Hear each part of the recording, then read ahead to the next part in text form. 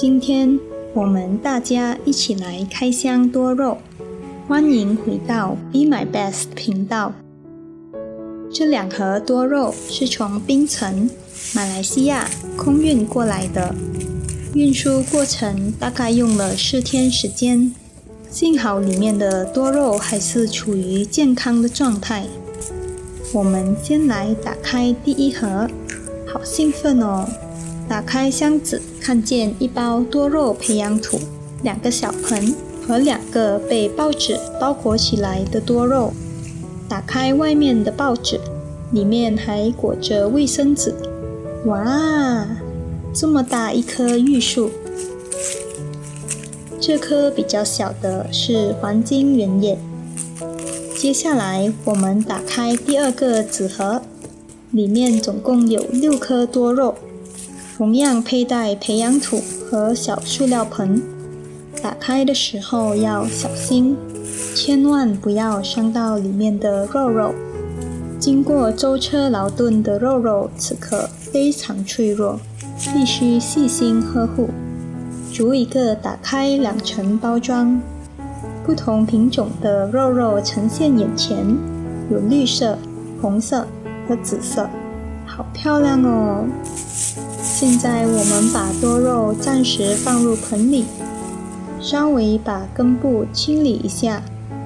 多肉经过脱土几天的根部基本是干透的，叶子也比较软，处于缺水的状态。先放入盆里，用培养土填满。其实这个培养土仅适合培育多肉幼苗，不适合用来种植长大的多肉。由于脱土运输了一段时间，我们现在用最快速的方法安置它们，等它们缓一缓，补充了水分，才来换土换盆。其他多肉也是用同样的方式来安置。把根部结块稍微清理一下，放入盆里，植入佩戴的培养土。空间比较狭小的地方可以使用小铲子。多肉上面如果有干枯的叶子，记得要清理掉。泥土里如果有干枯的根或者是腐烂的叶子，也要取出来，不可以入盆，避免细菌感染。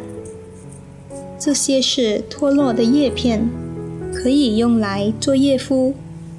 把多肉放置在阴凉处，过了1天之后，开始浇水。把多肉周围的泥土都浇透，尽量不要浇到叶片。浇完第1轮，接着再浇第2轮，浇到水从排水口里流出来就可以了。是不是很漂亮呢？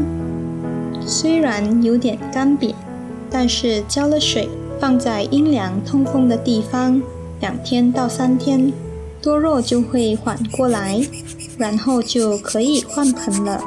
如果浇水的时候洒到叶片，记得要稍微吹掉。刚上盆的多肉目前比较脆弱，尽量不要暴晒，但是一定要放置在有光线和通风的地方。感谢大家收看。